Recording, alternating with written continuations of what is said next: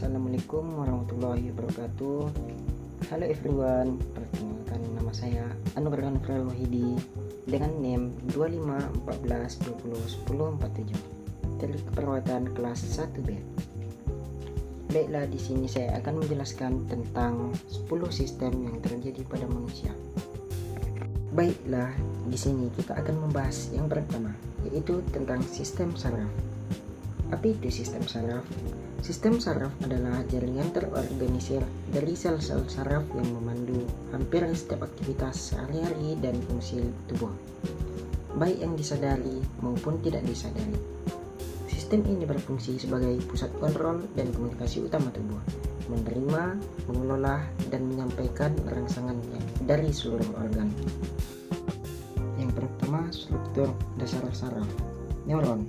Neuron, unit fundamental dari sistem saraf, adalah neuron atau sel saraf yang bertanggung jawab untuk menerima masukan sensori, mengirimkan perintah motorik, dan mengubah serta menyampaikan sinyal listrik. Struktur utama neuron terbagi menjadi 4. Yang pertama ada badan sel, yang kedua ada dendrit, yang ketiga ada akson, yang keempat sinapsis. Di sini ada gambar sel saraf neuron yang terbagi menjadi dendrit, badan sel, inti, akson, nodus rambia, selubung mielin, ujung saraf. Yang kedua ada organisasi sistem saraf. Sistem saraf dibagi menjadi 2 bagian. Pertama secara struktural. Yang pertama sistem saraf pusat. Sistem saraf pusat adalah pusat kendali utama dari seluruh sistem saraf dalam tubuh manusia. Otak terbagi menjadi beberapa bagian, yaitu otak besar yang disebut dengan cerebellum, otak kecil yang disebut dengan cerebellum, dan batang otak yang disebut dengan brainstem. Di sini ada gambar bagian-bagian otak manusia: otak besar, otak kecil, dan batang otak.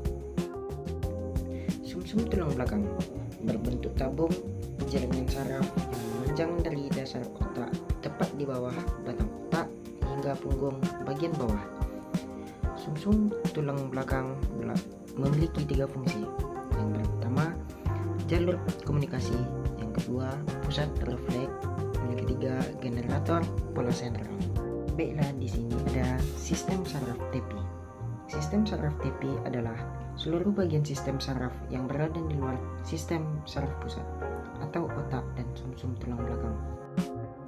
Sistem saraf tepi dibagi menjadi beberapa divisi fungsional. Yang pertama ada sistem saraf somatik, yang kedua saraf otonom, yang ketiga simpatis, yang keempat parasimpatis. Yang ketiga ada cara kerja sistem saraf. Cara kerja sistem saraf melibatkan aliran sinyal yang cepat dan terkoordinasi, yaitu ada penerimaan rangsangan atau input sensori, yang kedua pengolahan informasi atau integrasi, yang ketiga respon atau output motorik, yang keempat transmisi sinyal. Sistem endokrin, sistem yang mengatur hormon pada manusia dan berhubungan dengan sistem saraf karena saling mengontrol satu sama lain.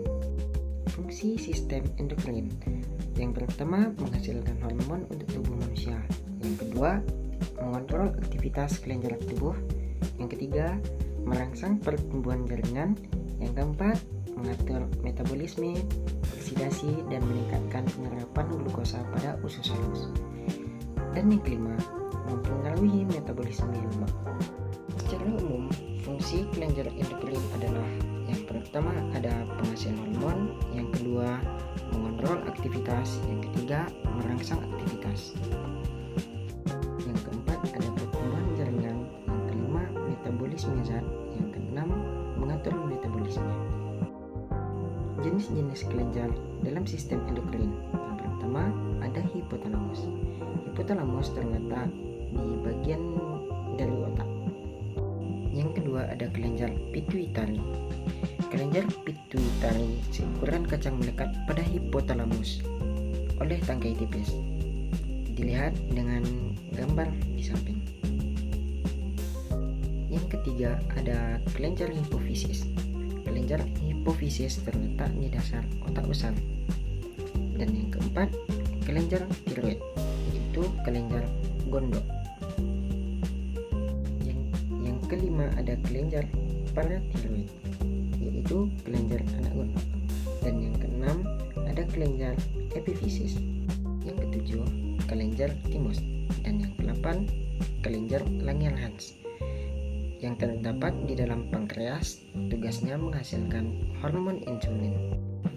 Yang kesembilan, kelenjar suprarenalis atau kelenjar anak ginjal atau kelenjar adrenal. Kesepuluh ada kelenjar kelamin atau gonad. Kelenjar kelamin dibagi menjadi dua, yaitu pada pria dan wanita. Kelenjar kelamin pria. Kelenjar kelamin pria adalah testis. Fungsinya menghasilkan sperma. Dan yang kedua, kelenjar kelamin wanita. Kelenjar kelamin wanita beberapa ovarium yang menghasilkan hormon estrogen, hormon progesteron, dan sel telur atau ovum. Kawan-kawan bisa melihat di sini ada macam-macam penyakit endokrin terbagi menjadi 9. Apa itu sistem reproduksi manusia? Sistem reproduksi manusia adalah serangkaian organ dan struktur yang bekerja sama demi memastikan kelangsungan hidup spesies dengan cara menghasilkan keturunan.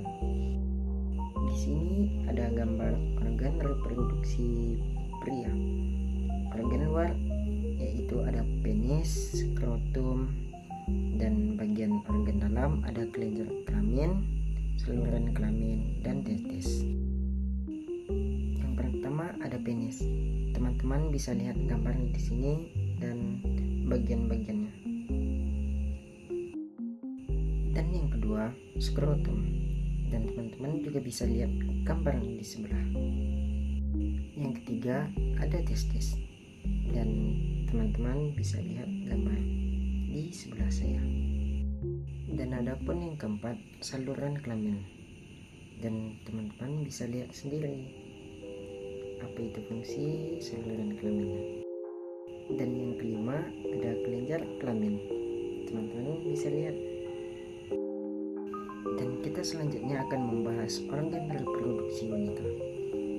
Di bagian luar ada labium dan vulva. Di bagian organ dalam ada ovarium, ovido, uterus, dan vagina. Yang pertama kita akan membahas vulva dan labium. Teman-teman bisa lihat gambar di sebelah. Selanjutnya yang kedua ada vagina. Teman-teman bisa lihat gambar apa aja dan fungsi vagina itu sebagai apa. Yang ketiga ada uterus atau rahim. Teman-teman bisa lihat dan fungsi uterus itu apa. Dan yang keempat ada ovido atau tuba fallopi. Teman-teman bisa lihat dan apa fungsinya. Ini ada yang 5 ovarium. Teman-teman bisa lihat gambarnya, ovarium kiri dan ovarium kanan, dan fungsi ovarium penghasil sel telur atau ovum. Mekanisme pembentukan gamet yaitu spermatogenesis berlangsung saat ubar, oogenesis berlangsung saat dalam kandungan.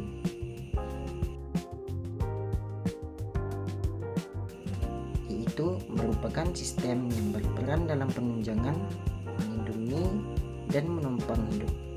Sistem ini terdiri dari tulang, otot, sendi, yang membentuk kerangka atau skel.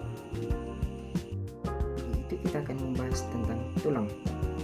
Tulang merupakan sebuah jaringan ikat khusus yang saling berhubungan membentuk persendian. Tulang tersusun atas. Yang pertama ada tulang aksial, yaitu tulang kepala, tulang belakang, tulang rusuk, dan sternum. Kedua ada tulang apendikular, terbagi atas tulang ekstremitas atas dan tulang ekstremitas bawah. Kalian bisa lihat di gambar samping saya. Apa aja sih fungsi tulang itu?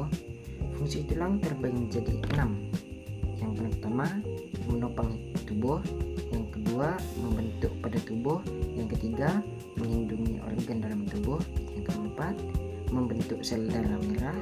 Yang kelima, alat gerak pasif. Dan yang keenam, tempat melekatnya otot. Macam-macam bentuk otot, yaitu ada otot rangka, otot polos, dan otot jantung. Otot rangka itu ada volunteer, yaitu kontraksinya cepat dan kuat.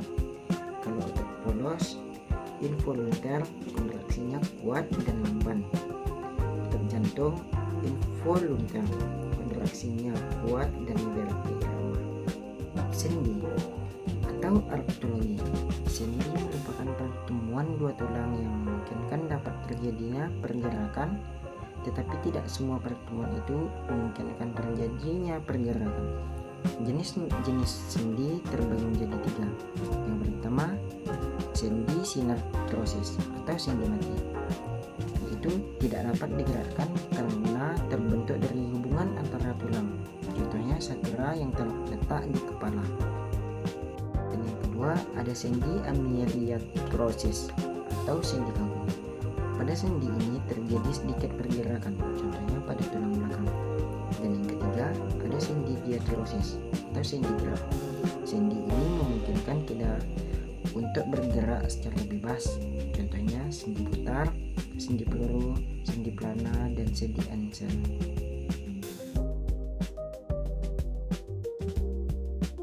Teman-teman tahu nggak sih integumen itu apa? Integumen itu adalah lapisan luar sebuah organisme atau organ, misalnya kulit biji, cangkang, atau kuah kulit. Integumen ini terbagi menjadi 3. Itu ada epidermis, yang kedua ada dermis, yang ketiga ada jaringan subcutaneus. Yang pertama, epidermis terdiri atas lapisan epitel pipih berlapis. Unsur utamanya adalah sel-sel tanduk atau keratinosit dan sel melanosit. Yang kedua ada dermis. Dermis terdiri atas stratum papiler dan stratum reticularis. Yang ketiga ada jaringan subcutaneus mengandung sejumlah sel lemak. Dan di sini ada fungsi kulit. Fungsi kulit itu terbagi 3, menjaga bagian dalam tubuh dari gangguan fisik dan kimiawi. Yang kedua, misal sengatan UV, kuman, bakteri, glisol, karbon, infeksi, dan lain-lain. Yang ketiga, karena bantalan lemak tebal lapisan kulit dan serabut jaringan. Fungsi absorpsi terbagi menjadi 4, yaitu kulit sehat tidak mudah menyerap air. Yang kedua, kulit sehat tidak mudah menyerap larutan dan benda padat. Yang ketiga, permeabilitas kulit terhadap O2 dan CO2 dan uap air. Dan yang keempat, kulit mengambil bagian pada fungsi respirasi. Fungsi ekskresi terbagi menjadi 2, yaitu kelenjar kulit berfungsi mengeluarkan zat tidak berguna atau sisa metabolisme. Yang kedua, misal NaCl, urea, asam urat, amonia. Fungsi persepsi terbagi menjadi 3, yaitu respon panas, respon dingin, dan respon tekanan. Selanjutnya, fungsi pengaturan suhu tubuh terbagi menjadi 2, yaitu mengeluarkan keringat. Yang kedua, mengerutkan otot atau kontraksi pembuluh darah kulit. Fungsi keratinisasi terbagi menjadi 2, yaitu yang pertama proses berlangsung 14-21 hari, dan yang kedua sebagai perlindungan terhadap infeksi. Fungsi pembentukan vitamin D terbagi menjadi 2. Yang pertama, tubuh terkena sinar matahari langsung. Yang kedua, tubuh memproduksi vitamin D dengan membakar kolesterol di sel kulit. Sistem kardiovaskular adalah sistem peredaran darah yang terdiri dari jantung, pembuluh darah, dan darah. Fungsinya adalah memompa darah untuk mengalirkan oksigen dan nutrisi ke seluruh tubuh, serta membawa kembali limbah metabolisme untuk dikeluarkan. Sistem ini memiliki dua sirkulasi utama, yaitu yang pertama sirkulasi pulmonal ke paru-paru untuk mengambil oksigen, dan yang kedua ada sirkulasi sistemik, yaitu ke seluruh tubuh. Dan bagian A, ada anatomi sistem kardiovaskular. Yang pertama ada jantung. Organ berotot berisi 4 ruang, yaitu ada atrium kanan, ventrikel kanan, atrium kiri, ventrikel kiri. Katup-katup jantung, yaitu ada tricuspid, pulmonal, mitral, dan aorta. Pembuluh darah, yaitu ada arteri, arteriola, kapiler, vena. Apa sih itu sistem respirasi? Sistem respirasi adalah sistem organ yang bertugas mengambil oksigen dari udara dan membuang karbon dioksida dari tubuh. Melibatkan organ seperti hidung, faring, laring, trakea, bronkus, hingga paru-paru atau alveoli untuk pertukaran gas, serta otot diafragma untuk membantu proses menghirup dan mengembuskan nafas. Sistem ini penting untuk memasuk O2 sebagai sel dan membuang limbah CO2, serta berfungsi menghangatkan dan melembabkan udara. Hidung merupakan pintu masuk utama udara yang dilapisi oleh selaput, lendir, dan rambut halus atau silia yang membantu menyaring partikel debu serta mikroorganisme dari udara. Bagian-bagian hidung teman-teman bisa lihat sendiri gambar seperti ini. Itu selanjutnya faring. Faring itu tenggorokan. Tenggorokan terletak di belakang rongga hidung dan mulut. Faring adalah saluran yang menghubungkan hidung ke laring dan berfungsi sebagai jalur udara serta makanan. Teman-teman bisa lihat gambar setelah. Selanjutnya ada laring. Laring itu kotak suara yang terletak di antara faring dan trakea. Laring mengandung pita suara dan berfungsi dalam produksi suara serta mengatur aliran udara menuju paru-paru. Dan selanjutnya kita akan membahas tentang trakea, yaitu batang tenggorokan, saluran berbentuk tabung yang menghubungkan laring dengan bronkus, dikelilingi oleh cincin tulang rawan yang membantu menjaga bentuknya agar tidak runtuh saat bernapas. Teman-teman bisa lihat trakea, gambar trakea di samping saya. Dan selanjutnya bronkus. Bronkus merupakan percabangan dari trakea yang membawa udara ke dalam paru-paru. Bronkus utama terbagi menjadi bronkus kanan, bronkus kiri, yang kemudian bercabang lebih kecil menjadi broncholius. Paru-paru adalah organ utama pernapasan yang terdiri dari jutaan alveolus, kantung udara kecil. Tempat pertukaran oksigen dan karbon dioksida terjadi dengan darah melalui kapiler. Teman-teman bisa lihat gambar paru-paru di samping saya. Dan di sini ada diafragma. Diafragma yaitu otot pernapasan utama yang dapat berkontraksi dan berelaksasi secara bergantian sehingga membuat udara dapat masuk dan keluar dari paru-paru. Teman-teman bisa lihat diafragma di mana di gambar saya di perut.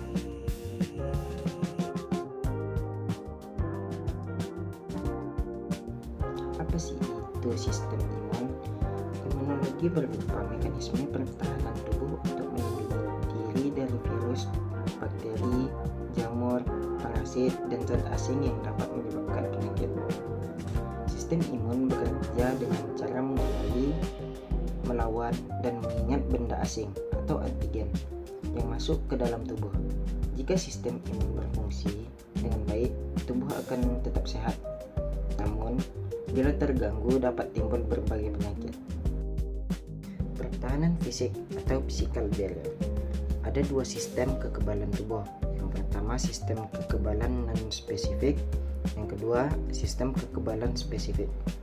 Sistem kekebalan non-spesifik merupakan pertahanan tubuh yang telah ada sejak lahir dan merupakan respon terhadap antigen yang dapat timbul walaupun sebelumnya tubuh belum pernah terpapar antigen. Reaksi jaringan yang memberikan sinyal pertahanan sel terhadap infeksi atau luka tidak spesifik banyak untuk mikroba, serta respon yang ama terhadap luka akibat suhu dingin, panas, atau trauma. Interferon, protein alami dari sistem kekebalan tubuh manusia yang fungsinya untuk menyerang patogen sel yang terinfeksi oleh virus akan mengeluarkan interferon mengganggu replikasi virus atau antivirus. Interferon memperlambat pembelahan dan pertumbuhan sel tumor. Selain itu, interferon meningkat aktivitas fagositosis, memperofak dan merangsang produksi antibodi. Teman-teman bisa lihat gambar virus. Hematologi. Sistem hematologi tersusun atas darah N, tempat darah diproduksi, termasuk sumsum tulang dan nodus limpa. Sel darah putih atau leukosit. Strukturnya dapat berubah dan tidak dapat bergerak dengan perantar, mempunyai macam-macam inti sel sehingga tidak dapat dibedakan menurut inti selnya. Warna bening. Fungsi limpa ada 6. Yang pertama, pembentuk eritrosit, yang kedua destruksi sel eritrosit tua, yang ketiga penyimpanan zat-zat besi dari sel yang dihancurkan, yang keempat produksi bilirubin dari eritrosit, yang kelima pembentukan imunoglobulin, yang keenam pembuangan partikel asing dari darah. Anemia. Apa itu anemia? Anemia adalah keadaan di mana massa eritrosit N atau O massa Hb yang beredar tidak memenuhi fungsinya untuk menyediakan O2 bagi jaringan tubuh. Apa itu sistem pencernaan? Sistem pencernaan adalah jaringan organ yang kompleks dan menakjubkan yang mengubah makanan yang kita makan menjadi energi dan nutrisi yang dibutuhkan tubuh untuk berfungsi. Ini ada gambar bagian organ-organ pencernaan seperti mulut, kerongkongan, lambung, usus halus, usus besar, rektum, dan anus. Proses pencernaan di mulut. Yang pertama, pencernaan dimulai di mulut. Yang kedua, gigi menghancurkan makanan menjadi lebih kecil. Yang ketiga, air liur membantu memecah makanan dengan enzim amilase. Yang keempat, lidah mendorong makanan ke belakang menuju kerongkongan. Proses pencernaan di kerongkongan. Yang pertama, setelah dikunyah makanan masuk ke kerongkongan. Yang kedua, gerakan peristaltik mendorong makanan ke lambung. Proses pencernaan di lambung. Yang pertama, di lambung makanan bercampur dengan asam lambung dan enzim pepsin. Yang kedua, proses ini membantu memecah protein menjadi lebih kecil. Yang ketiga, makanan yang sudah menjadi cairan disebut chymus. Proses pencernaan di usus besar. Yang pertama, setelah melalui usus halus, sisa makanan yang tidak dicerna masuk ke usus besar. Yang kedua, air dan mineral diserap di usus besar. Yang ketiga, sisa makanan yang tidak diperlukan akan dibentuk menjadi feses dan disimpan di rektum. Otot sphincter, esofagus lemah, pola makan tidak sehat, stres, diet, gangguan motilitas usus. Itu ada kurang serat, dehidrasi, kurang aktivitas fisik. Dan selanjutnya infeksi bakteri atau virus, intoleransi makanan. Menjaga kesehatan pencernaan, tips dan gaya hidup sehat. Ada konsumsi serat yang cukup, minum air putih yang cukup, pola makan teratur, kelola stres, olahraga teratur. Apa itu sistem perkemihan? Sistem perkemihan adalah sistem organ yang memproduksi, menyimpan, dan mengeluarkan urin. Bagian sistem perkemihan yang pertama ada ginjal. Fungsi ginjal untuk mempertahankan homeostatik dengan mengatur volume cairan, keseimbangan osmotik, sistem pengaturan hormonal dan metabolisme. Bagian sistem perkemihan yang kedua yaitu ureter, terdiri dari dua pipa yang masing-masing bersambung dari ginjal ke kandung kemih. Lapisan dinding ureter terdiri dari dua, yaitu lapisan luar dan lapisan tengah. Yang ketiga ada kandung kemih atau vesika urinaria. Itu ada satu vesika urinaria sebagai tempat urin dikumpulkan, terus terletak dalam panggul di belakang simfisis pubis. Yang keempat, uretra. Itu satu uretra yang berfungsi agar urin dikeluarkan dari vesika urinari. Terus panjang uretra laki-laki sepanjang 15 sampai 20 cm. Bagi yang perempuan panjangnya 3 sampai 4 cm. Proses pembentukan urin ada tiga, yaitu filtrasi, reabsorpsi, dan augmentasi. Teman-teman bisa lihat gambar seperti apa filtrasi, reabsorpsi, dan augmentasi. Proses pembentukan urin yang pertama yaitu filtrasi. Filtrasi adalah proses penyimpanan darah yang berlangsung di glomerulus dalam badan Malpighi. Proses pembentukan urin yang kedua yaitu reabsorpsi. Reabsorpsi adalah penyerapan kembali bahan-bahan yang masih ada dalam darah setelah mengalami filtrasi. Selanjutnya proses pembentukan urin yang ketiga yaitu augmentasi. Augmentasi adalah proses penambahan ion K+ senyawa NH3 dan ion H+ pada urin di dalam tubulus distal.